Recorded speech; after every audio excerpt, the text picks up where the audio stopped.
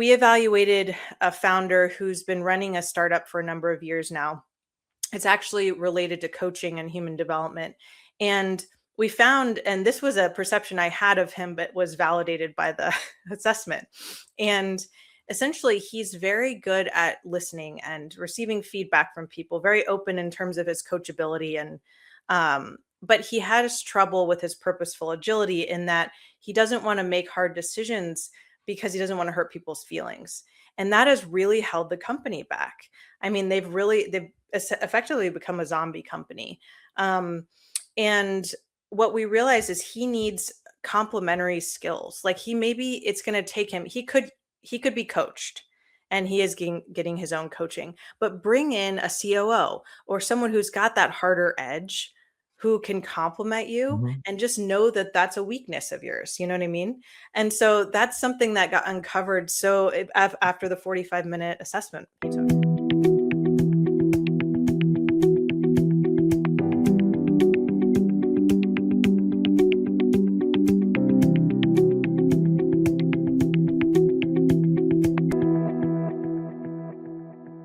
Welcome to the Leadership Disrupted podcast, where each week we bring you a fascinating thinker in the leadership development arena. And today we have Logan Yonavjak, who is an executive operations and investment leader, bringing a unique blend of financial expertise, strategic insight, operational execution to support high growth, impact-driven organizations. Logan is the founder of the Readiness Institute, and they evaluate a founder's capacity to lead and scale a startup, going beyond traditional due diligence to surface founder-specific risks and growth potential. But believe me, I know Logan's story. There is so much. I am really looking forward to unpacking the various layers of Logan Yanovyak. This is a lot to try to cover in just an hour. But honestly, I'm really excited about this because I think I'm going to learn a lot. And I think you bring a unique point of view to the changes that are happening in the leadership space. You've articulated it very nicely in our pre-interview.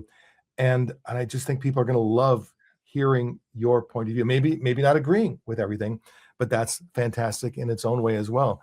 So maybe before we deep dive into the conversation, Logan, is there any part of your background you'd like to kind of fill out for us, or any part of your story you want to share so that we have a sense of who you are before we then really dive in?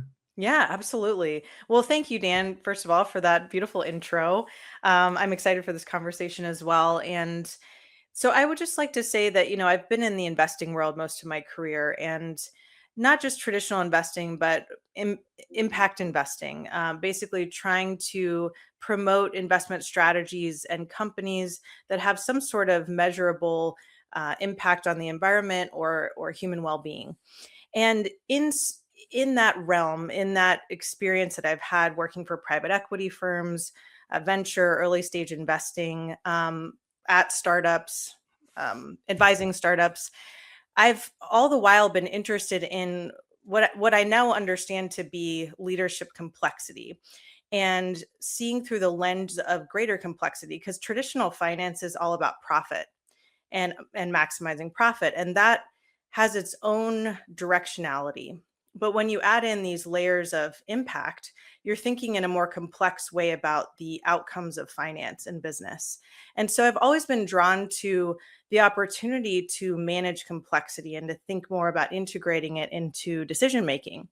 What I didn't realize more consciously until recently is that there's a whole body of psychology that deals with leadership complexity, and how people, as they evolve individually and as teams, can manage complexity or not.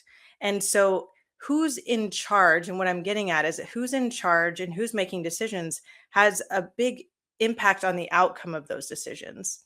And so what I started getting really excited about in my career is matching the complexity of the situation with the right leadership and teams, and realizing that if you don't have that, you're not going to have the outcomes you're looking for.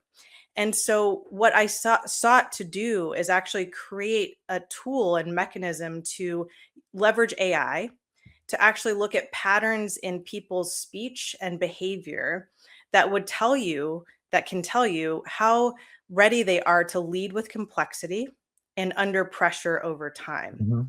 And so that's now what I do at the Founder Readiness Institute.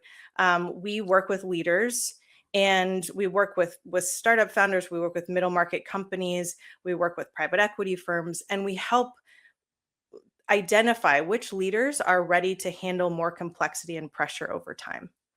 So I want to take this conversation in two separate directions. So I promise you, we're going to go there because I'm fascinated to understand your process. Like how do you actually do that? But I feel like I have to get something out of my head Sure. because my experience with private equity is not all pretty. In fact, it's the opposite of pretty. Yeah, now, I worked with KKR uh, back in the day, pre-pandemic, long before the pandemic.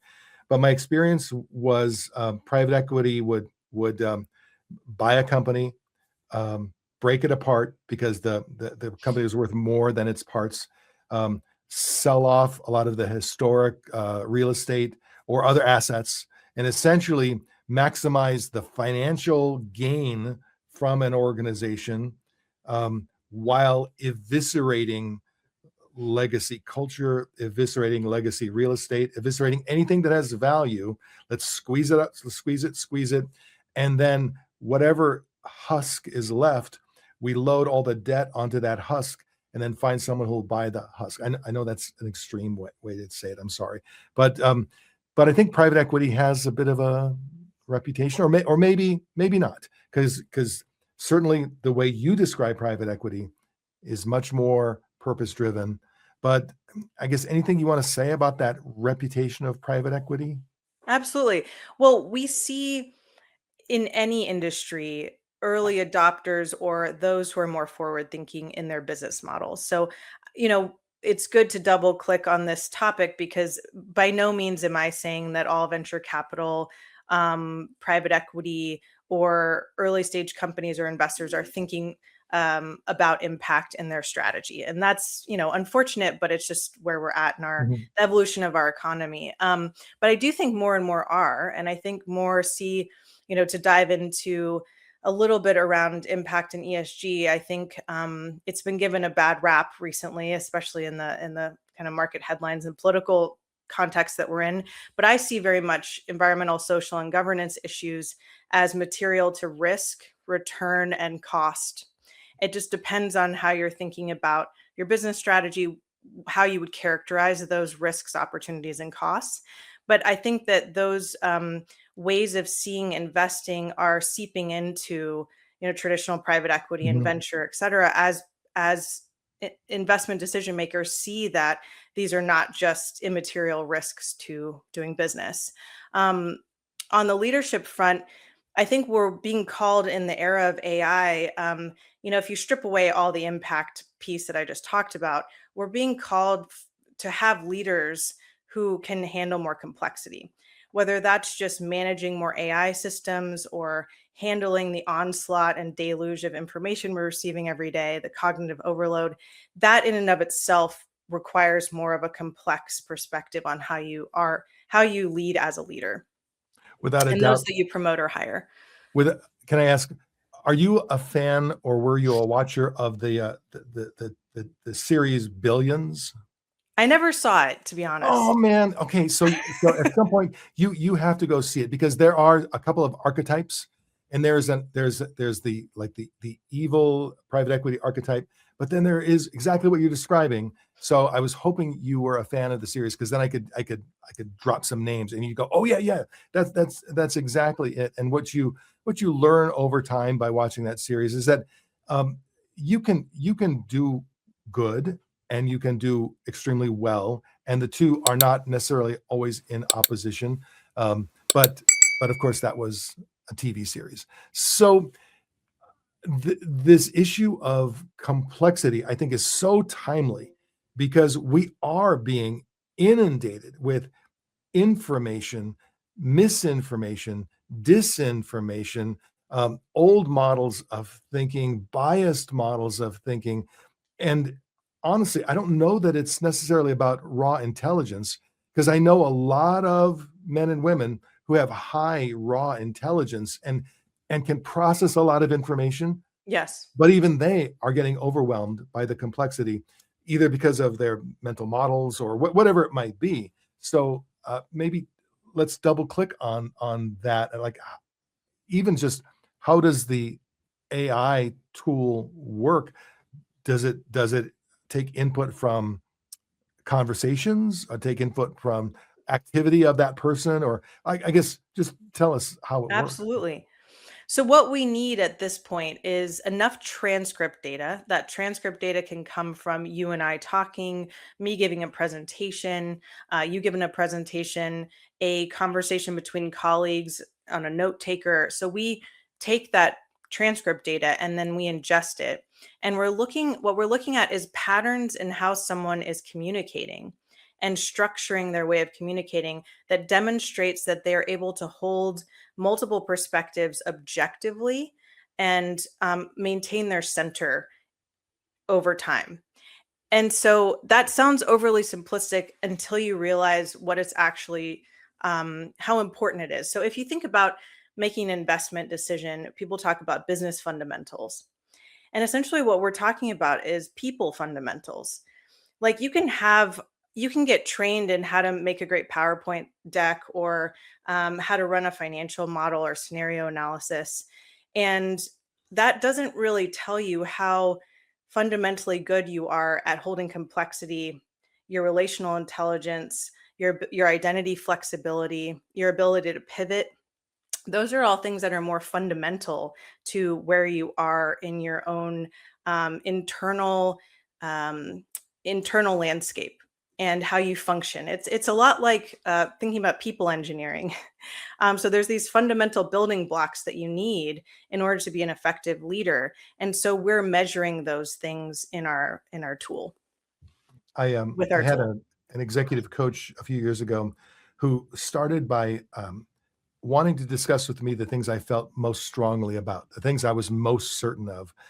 And and ultimately, what he helped me with was to see those things where you have absolute certainty, where you have intensity. Those are the areas where you potentially have the greatest potential for blind spots, for misinterpretation, because it may not always be true, but in most cases, when there's an issue where there are multiple perspectives, almost every perspective has a point. Almost every perspective has a point of view that deserves some degree of value.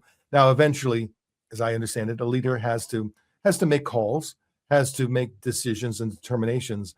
But finding finding a way to hold two opposing thoughts with equal weight, for enough time then to make decisions. And it's not always, um, what's the phrase? It's not always, cut the baby in half. Sometimes you can hold two opposing opinions, and then you do have to lean in one direction or another. Where do you find leaders have the greatest challenges with that complex thinking?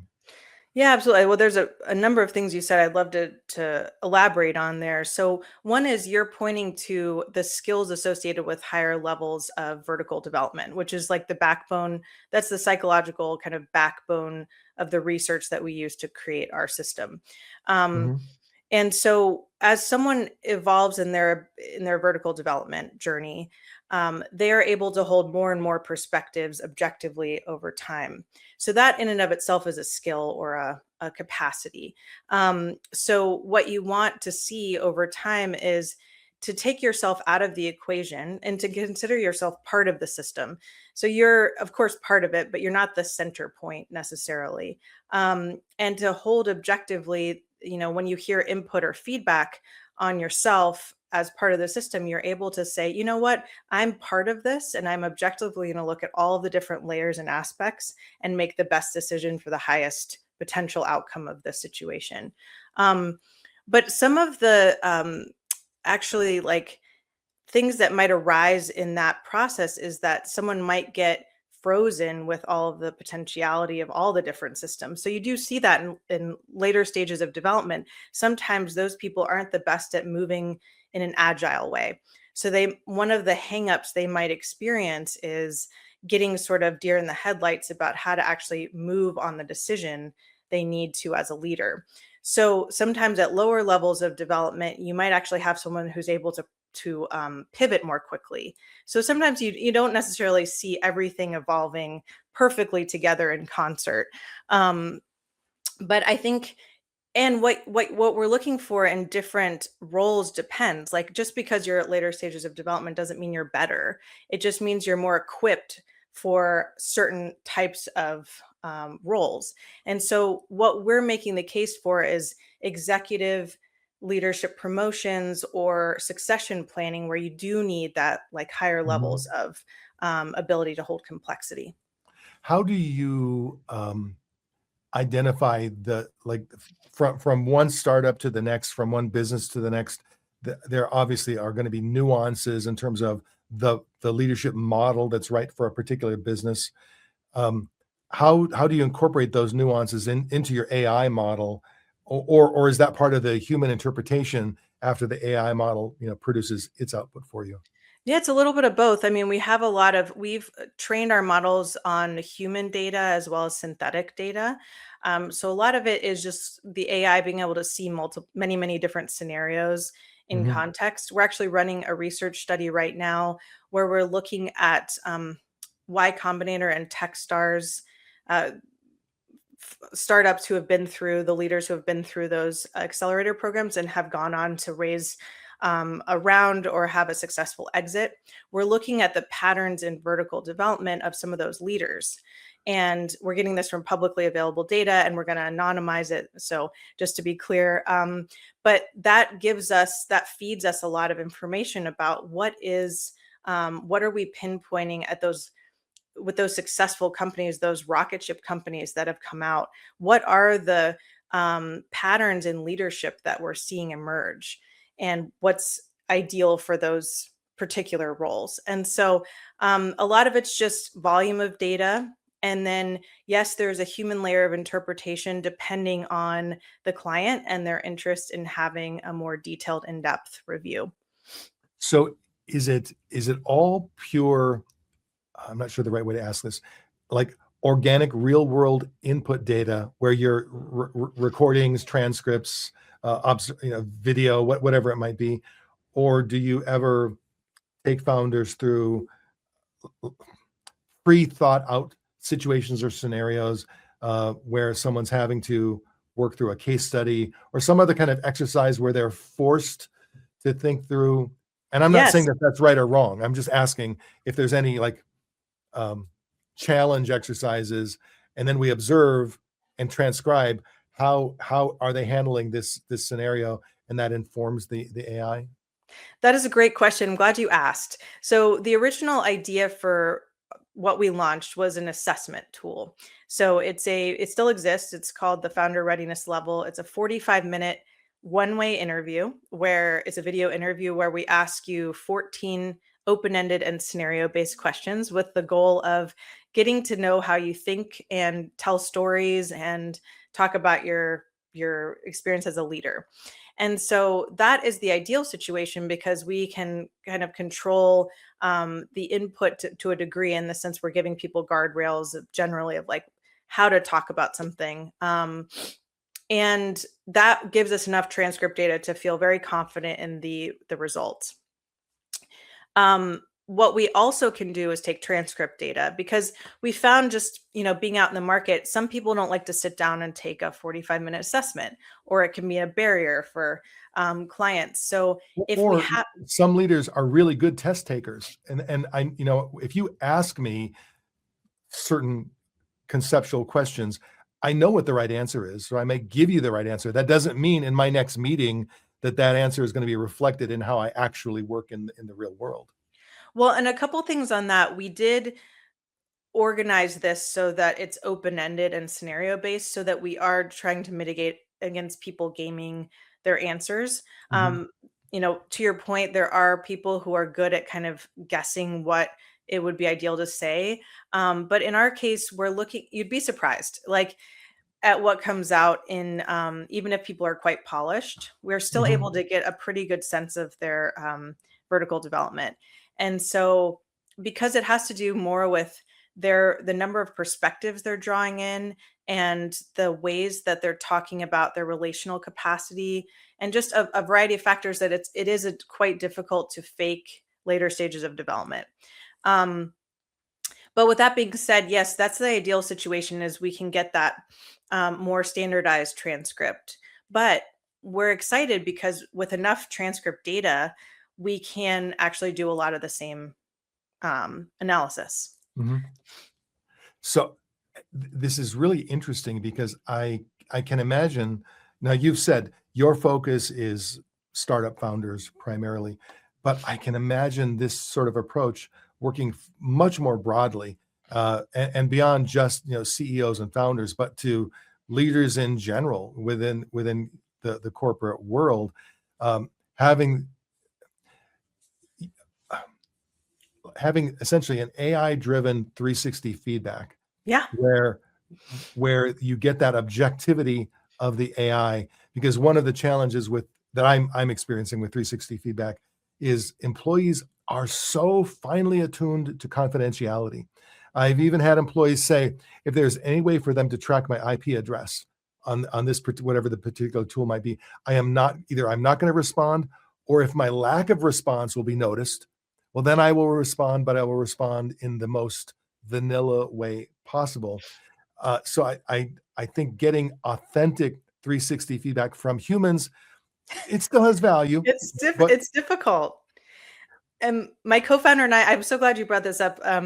My co-founder and I have talked about this at length because a lot of traditional assessments are self-reported. So you're dealing with that issue of someone saying, yes, I'm an extrovert, or I prefer structure or not, or, they're often multiple choice or forced choice answers, which with AI now you can kind of game even more, because you can say, hey, I want to be an INTJ in the Myers-Briggs. How do I answer the questions accordingly? yeah. Um, but then you move to the 360 review, which has some of the problems you mentioned, where people are not necessarily comfortable sharing feedback. And what we can do with our tool is listen to a recording of people talking to their colleagues and actually get a lot of insight about what their colleagues perceive about them as a leader. And so it's really getting interesting in that, in my opinion, it's becoming a more unbiased way to evaluate people. How open do you find founders to be regarding the results that maybe are unexpected for them? Do they accept it more because it is AI driven, or I guess if someone has a certain self awareness and then you give them feedback that's not in alignment with that self awareness, do you ever find that to be a challenge? Well, I'll say a couple of things about, it's really interesting to look at the patterns so far. So I would say that my co-founder and I, a lot of the early assessment takers are people we know, obviously. And so we have tended to attract a little bit later stage of development of Mhm. folks in general. Um, and so most of the people I know are interested in feedback, and so we have had a lot of great, feedback on our tool, and just it has uncovered for people. We have tons of testimonials on our website, um, and so that hasn't been an issue so far. But what I have seen is that people have self-selected to a large degree, where I have um, a number of founders that I've approached or talked to at conferences or events, and they're like, I'm afraid to take this, or I'm not ready to take Mhm. this. So because the original intent of the business was to go to venture capital firms and say, use this as a mechanism before you write the check. So the idea was to have an incentive for the founder to actually take the assessment. So those are some of what we've seen so far. I think, to me, it says something about a person if they're not willing to take it, and that would be information enough for me if I were in an investing situation. But I also understand the unknown, and we Mhm. want to make sure this sounds and feels founder friendly as well. Um, And you said something else which I wanted to speak to, which is we are in a broader market context now. Some of our main clients that we're working with are private equity firms and actually executive recruitment firms, because we're finding that the venture capital space is not necessarily the ideal buyer of this. They're not necessarily experiencing the acute pain point that I think we're trying to solve. You know, where my mind goes with this is a scenario where you have executives, interviewing virtually for positions, and then you have the interviewers interviewing the executives for positions. And the story under the story is that the AI is actually assessing the interviewers without them realizing it, and then the AI gives you insight into those interviewers. Um, the whole concept of taking, whether it's transcripts, live audio, live video, Hmm. and then interpreting it um, objectively, based on a model that the AI has been educated on. That is absolutely fascinating, and I can imagine all kinds of potential other scenarios. Even I mean, I don't know if anybody's doing this, taking transcripts of conversations between couples, Yes. and you probably would want at least many hours, because you don't want to Right. base everything on a single hour of conversation. But I know if a person could upload maybe 10 hours of my conversations with my wife, there would be some really interesting feedback for both of us, I'm sure. Well, and not that I'm proposing to do it with your conversations with your wife, but we could take all of this, podcast transcript data and actually perform an analysis Oh on you man, if you're yes, up for it. that would be scary. That would be very scary. Don't be And afraid. Don't be afraid. what really gets my attention with you is, I think you are speaking to something I've instinctively understood, that great leadership in today's world has some natural tensions between uh, strategy and execution, Mhm. drive and empathy, creating safety for employees, but also pushing employees. It's not about just making everyone feel safe and warm and comfortable. It's safe and No, warm it's and not. comfortable, and also driven and paranoid and whatever else might be at that extreme. I'm sure there are many of these natural tensions for an effective leader, where it's not about being at one extreme or another, but it's also not about being in the middle. It's got to be about having the It's flexibility adaptive. It's to fluid. recognize, this team needs me to drive, and so I'm going to be drive, or I'll take it to an extreme. This team needs me to be a jerk because they need a wake up call. This team needs me to be a comforting grandmother, so they need a warm blanket, or they need some metaphorical warm oatmeal cookies. And being able to shift, first of all, recognize what the team or the business needs, and then evolve to be that in the moment. Man, that's leadership at a pretty high level, That's I have to exactly what we're imagine. speaking to, that ability. I mean, you said so many great things there, and I'll touch on a few of the I mean, a lot of what we're doing is creating a shared vocabulary, because what you just spoke to is identity flexibility, purposeful agility. I mean, these are constructs that we're measuring for a reason, because and relational intelligence. So to your point, you want to be empathetic, but you also need to know when to act, and you need to know when you need to adapt how you're behaving to the context. And all of those things are a measure of someone's ability to adapt, which is complexity and how they're going to do that under pressure. So that's another thing, is like maybe when things are all gravy, you behave one way, but then on a bad day when things are under pressure, how are you going to behave? So we're measuring this band of typical behaviors within an individual. We could do this with teams, and I'll give a quick example just because it's good to ground these things in real stories. Sure. So we evaluated a founder who's been running a startup for a number of years now. It's actually related to coaching and human development. And we found, and this was a perception I had of him, but was validated by the assessment. And essentially, he's very good at listening and receiving feedback from people, very open in terms of his coachability, and but he has trouble with his purposeful agility in that he doesn't want to make hard decisions because he doesn't want to hurt people's feelings. And that has really held the company back. I mean, they've effectively become a zombie company. Um, and what we realize is he needs complementary skills. Like it's going to take him, he could be coached, and he is getting his own coaching, but bring in a COO or someone who's got that harder edge, who can complement you, Mhm. and just know that that's a weakness of yours. You know what I mean? And so that's something that got uncovered. So after the 45-minute assessment he took.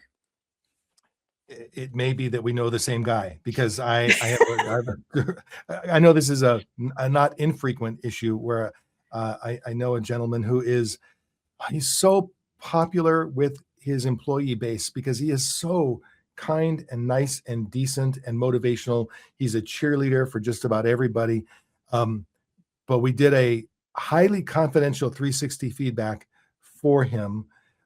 We took his top 40 direct reports and then two layers down, and we gave them two layers of confidentiality so that there was both the technical layer and then whatever they shared anecdotally, um, we wordsmithed it so that there would be no way to recognize anything.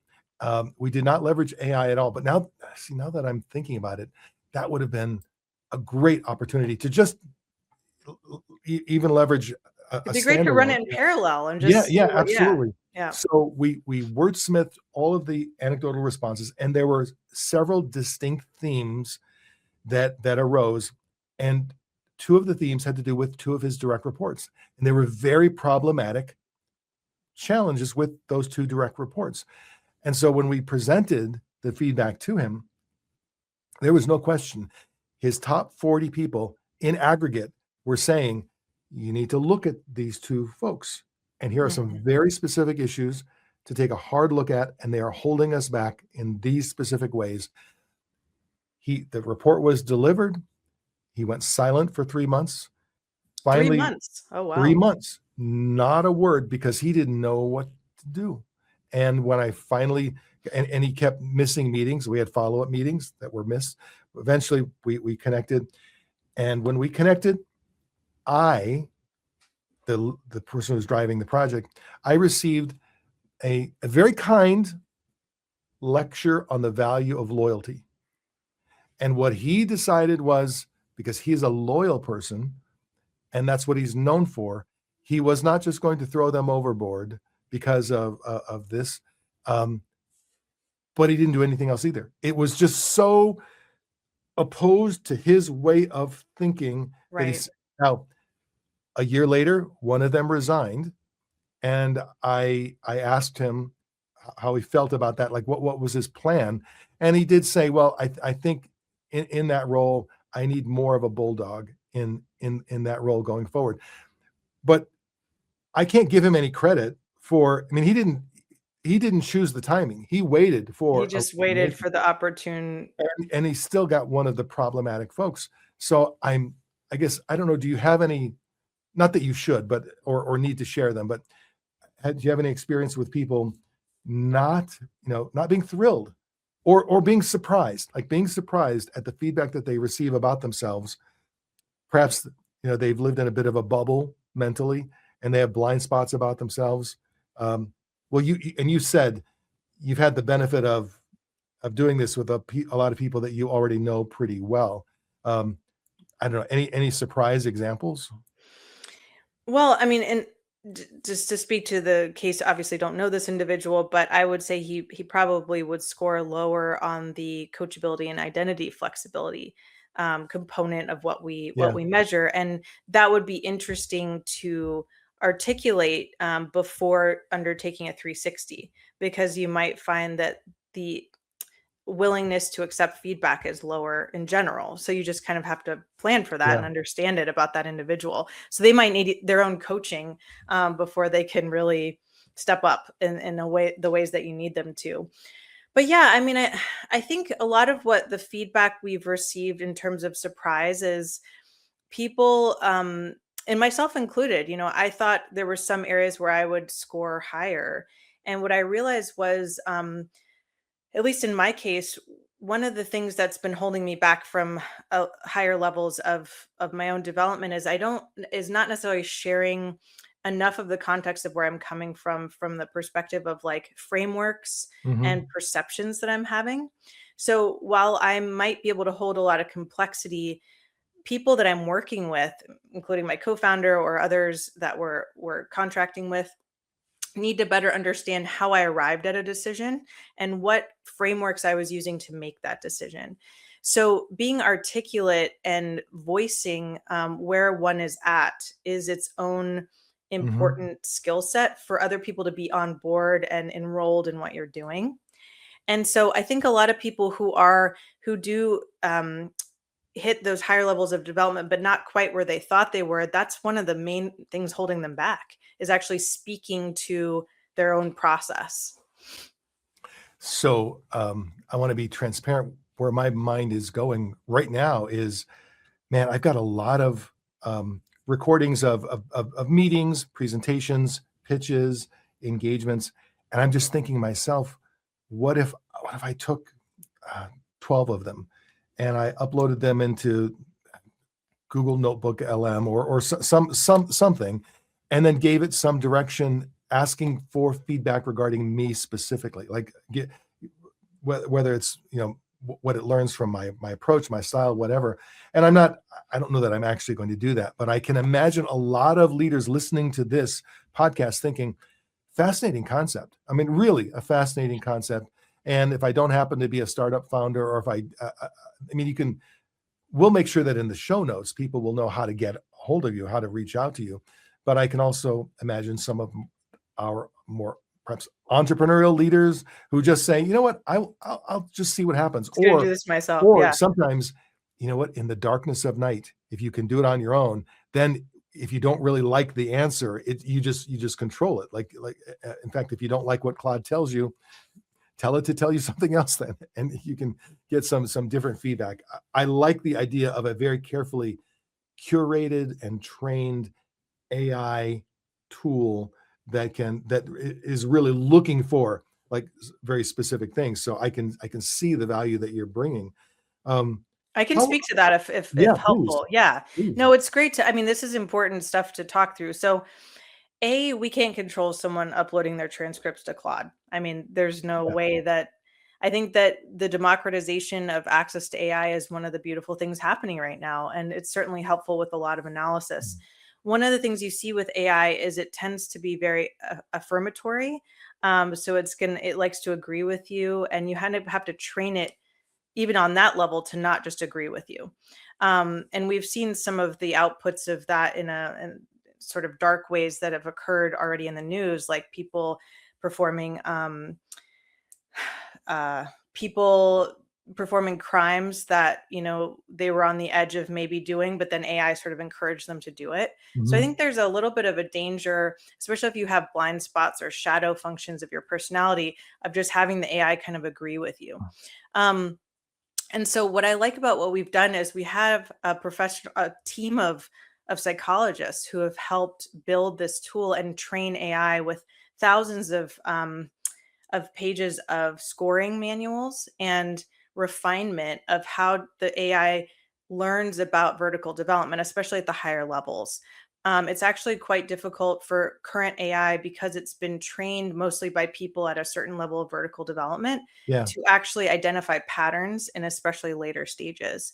So those are some of the reasons. And then I would say why ours is different. And one of the other things I would say is, I've used this before for personal training. So you can ask AI, give it all your, constraints about your own physical fitness, and it'll put out like a plan, but it's not an accountability partner, really. I mean, you don't get that same emotional accountability that you do hiring a trainer. So for clients, we advocate that there's some level of human accountability and human engagement and human coaching because of the fact that you can just turn it off. You can just close your computer and say, well, Claude said this, and I'm not interested.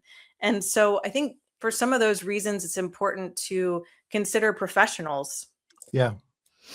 I mean, I think that in my personal experience, I mean, I've leveraged almost every mainstream AI tool because I want to get smarter at all of this. And so I was leveraging Claude to review a manuscript, and it reviewed a manuscript, and it was very affirmative. I mean, it told me how insightful I was, how clever I was, how it was all good with just enough critical commentary to be feel validated. Because if it's all positive, then it doesn't feel real.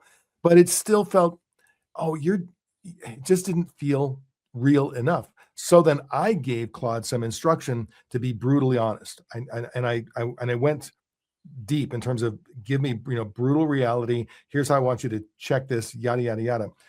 Well, Claude turned mean. It was mean. And suddenly, yes, it wanted to, I was telling it to be brutally honest. It became brutally, I don't know if it was honest, it was just brutal. And then my Claude application retained that meanness for a while. Like in future things, it's like there was like this carryover, and I eventually found myself having to rein Claude in. Don't be mean, but don't be too nice. And that's just my one personal experience of trying to draw out from an AI tool something authentically useful. So I mean, I can understand the value of all of this relevant research that you're using to train Claude. Um, what kind of questions do people ask you? Like when you're having conversations with founders about this and the value of it, are there any particular common concerns or questions that they ask you? I think a lot of people just want to know, they don't want to be judged and not allowed an opportunity because of how they, the Hmm. results of the assessment or analysis. And I think that's a completely valid um, request. And, to that I respond, well, for most investment decision making, it's pretty much a black box how you're, who's determining like whether you get funding or not. Yeah. And so people are judging you all the time. You're being judged by every single person that you encounter for things that you may or may not know about. There might be various biases, there might be various past experiences with people with that name. I mean, who knows what someone's coming to the table with? And I think this is a more effective way to at least level the playing field and at least offer some more baseline and standardized information. So I think it's better than the alternative. um, so that's usually my rebuttal to people who are concerned with who have that concern. So to what degree is investment in a particular startup driven by the actual idea, concept, technology, product, value proposition, whatever word you want to use, versus the founder? I mean, there's probably some, mix, and maybe it's not always 70-30 or 60-40. Um, but I mean, is there more weight on the value prop concept, or is there more weight on the founder? I don't know. Does that Yeah, prompt a absolutely. I think that's response? a great question. I think it just depends on the stage of investment that you're making. Pre-seed and seed, there's just not a lot of information about the company itself. And then Yeah. as you get into growth stage and later stage in the private equity realm, they're more making decisions based on the actual business. And so I think it depends on, obviously everything depends, but it depends on the investor, and the stage of company really matters. And so I think that where we found an entry point and where we were looking to have impact was at this pre-seed, seed, maybe series A stage of Mhm. investment decision making. But what we found is that there's always also opportunity in executive hiring and promotion decisions because there's such a high failure rate with those as well. And so leadership capacity matters in a variety of contexts.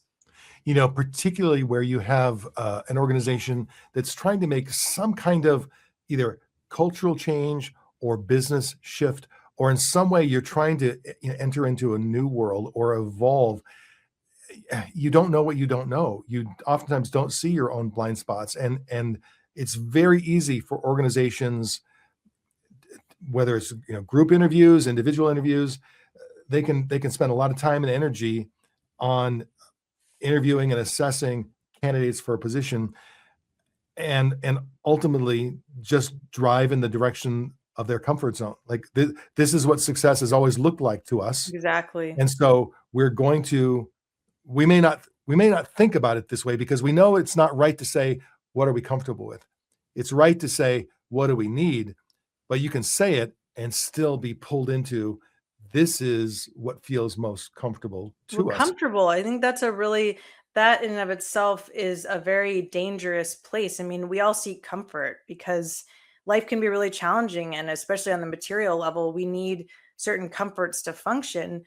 But when you're talking about a very complex, quickly innovating market, you actually need a different set of skills to be successful. And I do think that, especially if you've, I think, I wish I had the stat on this, but we're going through this huge transfer of wealth, but also business transfer of ownership right now, where the baby boomers are starting to retire and we're starting to see, subsequent generations taking over. Well, those businesses to stay relevant are fundamentally going to have to adopt some version of AI, some kind of new technology. And the people that ran the businesses in the baby boomer generation, good on them. They did a good job. They're doing the succession planning, but they are thinking about business from a different paradigm. And so naturally, And who they're planning to give the company over to or whatever might have these biases associated with it. and if you're considering, passing the business on to your children or other relatives, or doing some of the other things that a typical founder might want to do to pass on his or her legacy, I think using an approach like this could certainly give you a more objective point of view. Maybe raise some flags that you might not be able to see yourself as someone who's just you've been in the weeds too long to be able to view things objectively. Um, but I can also imagine, anytime you have a chance at clarity of seeing people, that's also going to feel, what's the right word? Threatening. It's going to feel threatening to some. Um, I read a statistic.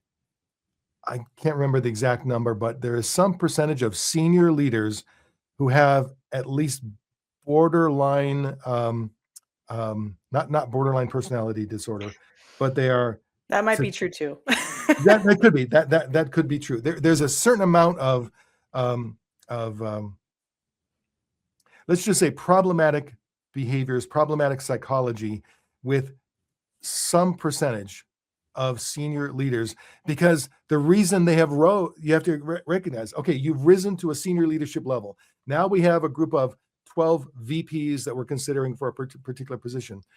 Almost every one of them to some degree has learned to play the game. They've learned to navigate corporate waters. They've learned to fake authenticity. They've learned to fake empathy. They've learned to fake the things that they need to fake. Now, some of it may be authentic, but if I look at most of the senior leaders I know, they're pretty good at being the chameleon that they need to be in the moment. So that makes it very hard to interview, very hard to assess. I know one particular person where he knows what his next step up the corporate hierarchy is, and he's been playing a game for 2 years. He's being a certain person because he knows that's what he needs to be. And when the position opens up, he wants to be the person considered. So he's very consciously playing a particular game. And so a tool like this that purports to peel the layers away and kind of reveal an element of reality, I think a lot of people would be threatened by that possibility. And I don't know what that means. I don't know what to do about that. Yeah, these are Um, certainly risks to consider, and I certainly know people who have made it really far in their careers. They're not very empathetic, for instance. I do think there's an important kind of subcomponent to discuss here, and I don't, again, this isn't a quantitative stat or anything that I have, but I do think we give leeway often to people with really high levels of IQ. who maybe are really good technical thinkers or quantitative thinkers, sometimes we give leeway to their people skills or relational abilities because of that brilliance in that Mhm. way.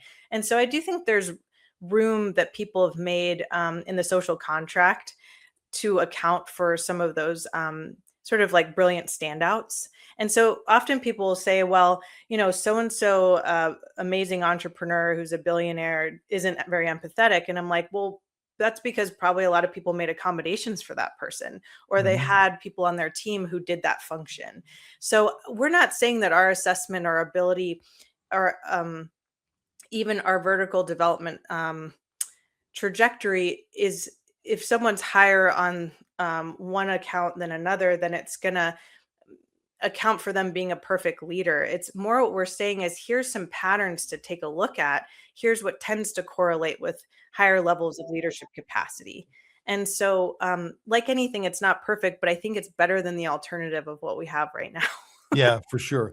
The word my mind was searching for was sociopath. I don't know why I couldn't think of it, Yeah, but yeah, sometimes it just doesn't come, but yeah, I know what you and mean. I mean, there's plenty of really, really financially successful people who you're just like, well, you're a jerk, or you uh, just can't. and and to some degree, it's I don't know if it's I want to be non-judgmental, but I think I'm going to be just a little judgmental.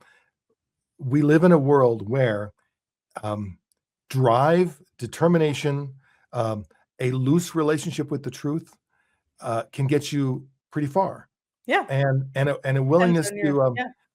somebody called his approach to presentation. He said I'm a Taft communicator, and Taft for him was an acronym for tell him any effing thing. You just basically say what needs to be said, do what needs to be done, tap dance the way it needs to be, and we can't pretend that doesn't work for some people because it's right in front of us. It's working for some people, and so I don't know what that says about leadership today. Here's what I think it says, and I don't know where this takes our conversation. I think we are yearning for authentic authenticity. We are yearning for that strong empathy where someone can see you and know you and empathize with you, and then also potentially let you go because it's not the right Because fit. it's more Or merit based. Yeah. yeah, and someone who who manages the natural tension of all of those things and can be what they need to be when they need to be it, but coming from a sense of authenticity and kindness, hopefully kindness. um, I think we're yearning for that because we're not seeing a huge amount of that in today's world. Now that might be me just being overly cynical too. Uh, but before Elizabeth Holmes went to jail, she made a ton of money. And if she had just stopped lying at a certain point, she could have been so good. She could have been so wealthy. Um, and the world is full of stories of, if only you'd stopped the problematic behavior 6 months earlier, you could have been fine. Um, Well, and I think from what I understood, a lot of the investors who invested in Theranos didn't actually do their own due diligence. right. And there's a lot of this sort of, well, so and so invested, so that means I can invest. It's safe to invest. And that's, the onus is on, and the responsibility is on those who are deploying capital, need to continue to have a high standard for what their diligence process looks like. And in my opinion, these sorts of additional layers of people insight should be welcomed because they're enabling a more standardized way of evaluating people, instead of just saying, oh, well, so and so invested in them, they must be, or they went to this school, or oh, they have a warm intro from so and so. It's like, yes, and why can't we have those things plus what I'm talking about? You know what I would love, and I don't. This is probably not possible, but we read and hear so much about Steve Jobs, and if you read Walter Isaacson's book and you watch some of the movies, et cetera, you get a certain impression of Steve Jobs. I would love to be able to take like historical transcripts, videos, audios, We can do take it that. all and process it and give us a more objective view of what made him work in a very unique way, what might have been problematic. Because I mean, I just think that would be very informative to Well, have you've that given kind of. me that's essentially what our research study is aiming to illuminate. And I think we could also do it with folks like Steve Jobs, where we have enough we have enough recorded transcripts of him that we could do some of that Yes. analysis. And so And if you watch a lot of his like earlier years, like early success years, he was still pretty transparent with his thought process and still very open with. I mean, I love watching some of the his interviews at with college students, with others who are asking him, tough questions.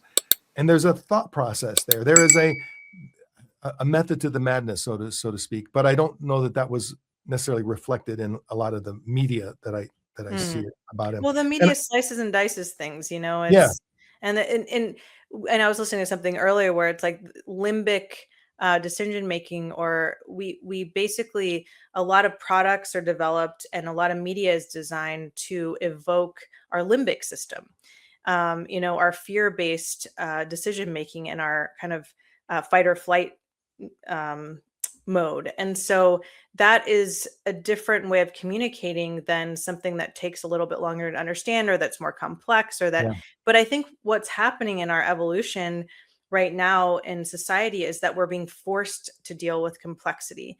And the patterns of behavior in the past are not necessarily going to be the ones that are going to work for us going forward. So I'm hopeful that we will, get through this transition as in a stronger way with people who are able to handle more complexity and think about more the widening the aperture of decision making, more empathy, all of these leadership qualities that I hope both you and I seem to want. and if we don't figure out how to do this, the natural instinct is toward oversimplicity. Because I'm cognitively overloaded. I can't really take in all of this. So I'm going to go with my Shut gut down. instinct, Oh or I'm yeah. going to go with, well, he was successful with this, and this. So it's a good bet. We can oversimplify things because we have to, because our brain just can't It's a can't really can't important absorb it all. point. Yes. Yep. Um, and then that gets us into trouble. I can't tell you the number of times I've seen that drive toward oversimplicity or oversimplification lead toward bad choices, bad decisions. But in the end, um, the person who made the choices or decisions can defend it because they had their checklist. Well, this, and this. Um, I would even say, when you look at our society as a whole, um, we're being driven toward oversimplification because we are overwhelmed. And so this might allow for um, a more easy to absorb and easy to understand. Let AI do what AI does, Yeah, which is exactly. crunch a lot of data, take in a lot of data points.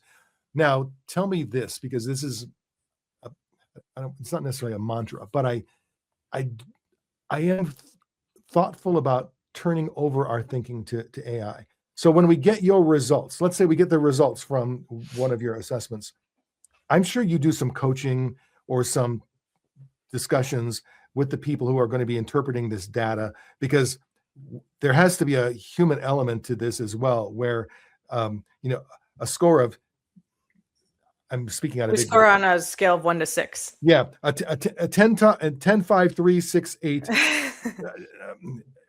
doesn't necessarily mean 10, 5, 3, 6, 8. So how do you help people bring their own insight into the results of these reports? Yeah, absolutely. Well, at this point, with our clients, we have a human dimension because if someone's going to get a debrief, even if it's just a debrief and we don't coach them, we still have a human evaluate what the AI did.